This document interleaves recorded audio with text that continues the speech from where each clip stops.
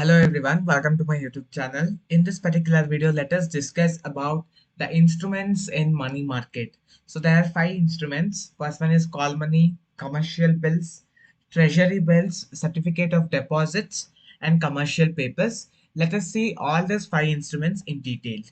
First one is call money. So call money is a short-term finance. Call money another, it is a short-term finance. The maturity period is between 1 to 14 days. ಇದರ ಒಂದು maturity period ಒಂದು ದಿನ, ಕನಿಷ್ಠ ಒಂದು ದಿನ, ಗರಿಷ್ಠ 14 ದಿನ ಇರುತ್ತೆ. This is usually done by the interbank. So what happens when a bank has a shortage of funds? When the bank has a shortage of funds, it will borrow the money from another bank. So that is a call money. So it is between the interbank. So it is a interbank transaction where the maturity period is 1 to 14 days. ಈಗ ಒಂದು ಬ್ಯಾಂಕಿಗೆ shortage of fund ಆಯ್ತು ಅಂತ ಹೇಳಿದ್ರೆ ಇನ್ನೊಂದು ಬ್ಯಾಂಕಿನಿಂದ ಆ ಒಂದು ಡೆಫಿಸಿಟ್ ಅಮೌಂಟ್ ಏನಿರುತ್ತಲ್ಲ ಅದನ್ನ ಕಲೆಕ್ಟ್ ಮಾಡ್ಕೊಳ್ಳುತ್ತೆ. ಹಾಗಾಗಿ ಇದನ್ನ ಇಂಟರ್ ಬ್ಯಾಂಕ್ ಟ್ರಾನ್ಸಾಕ್ಷನ್ ಅಂತ ಕರೀತಾರೆ.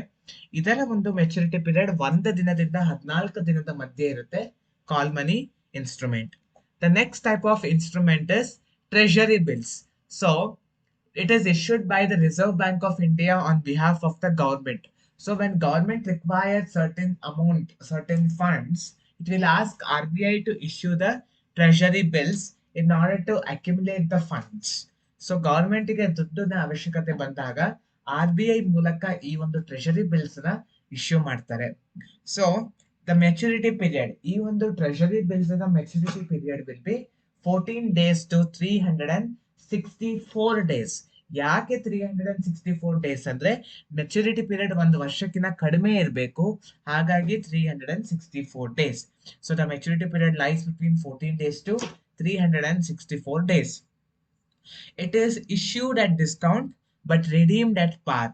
ಅಂದ್ರೆ for example, I am issuing a treasury bill value of 10 lakh rupees at 8 lakh rupees.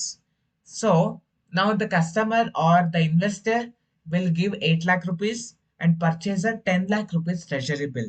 After its maturity period, he will get 10 lakh rupees. So the remaining 2 lakh rupees is the profit.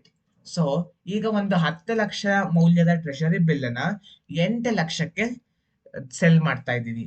So at a discount ಅಲ್ಲಿ cell ಮಾಡ್ತಾ ಇದ್ದಾರೆ. ಇಲ್ಲಿ 2 lakh discount ಅಲ್ಲಿ cell ಮಾಡ್ತಾ ಇದ್ದಾರೆ. 10 ಲಕ್ಷದ treasury bill 8 ಲಕ್ಷಕ್ಕೆ ಕೊಡ್ತಾ ಇದ್ದಾರೆ. ರಿಡೀಮ್ ಮಾಡ್ಕೊಳ್ಬೇಕಾದ್ರೆ ಅಂದ್ರೆ ಮೆಚುರಿಟಿ ಪೀರಿಯಡ್ ಆದಾಗ 8 ಲಕ್ಷ ಬದಲು ಅವನಿಗೆ 10 ಲಕ್ಷ ಸಿಗುತ್ತೆ.